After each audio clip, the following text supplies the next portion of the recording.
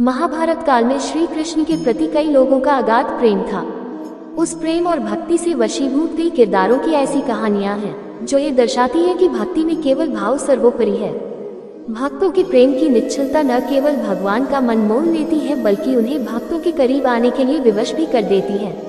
चलिए जानते हैं ऐसी ही एक पौराणिक कथा। जब कौरवों और पांडवों के बीच महाभारत का युद्ध लगभग तय हो चुका था तो उस समय श्री कृष्ण पांडवों की ओर से दूत बनकर हस्तिनापुर पहुंचे ताकि किसी तरह ये युद्ध टाला जा सके।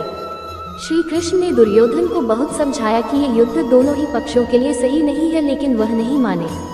लेकिन दुर्योधन ने श्री कृष्ण के स्वागत में शाही 56 भोग बनवाया था, लेकिन श्री कृष्ण के उस भोजन को ग्रहण करने से मना कर दिया। वे अपने परम भक्त विदुर के दरवाजे पर जा पहुंचे। जब विदुर की पत्नी श्री कृष्ण को केले के छिलके खिलाने लगी।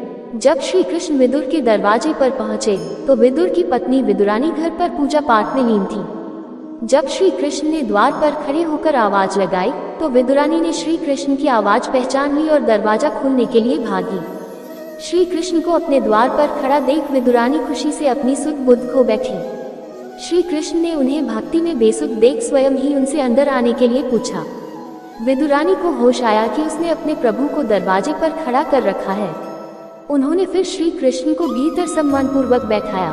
श्री कृष्ण ने जब विदुरानी से भूख लगने की बात कही तो घर में कुछ न होने के कारण विदुरानी ने श्री कृष्ण को केले देना ही सही समझा, मगर वो श्री कृष्ण के भक्ति भाव में इस कदर बेसुध थी कि कृष्ण को केले के बजाय केले के छिलके खिलाने लगी। वो केले को छीलकर उसका गूदा फेंक रही थी और छिलका श्री कृष्ण के हाथों में दे रही थी। श्री कृष्ण भी बड़े ही प्यार से केले के छिलके खाए जा रहे थे।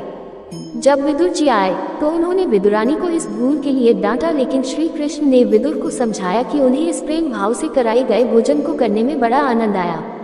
यह आनंद तो किसी 56 भोग में भी नहीं मिल सकता था। विदुर के घर भोजन करने पर दुर्योधन ने श्री कृष्ण के प्रति नाराजगी भी जताई, लेकिन श्री कृष्ण ने कहा किसी के घर भोजन भाव, अभाव या प्रभाव में किया जाता है, लेकिन न तो तुझ में भाव है, न मुझ में अभाव है और न तेरा मुझ पर कोई प्रभाव है।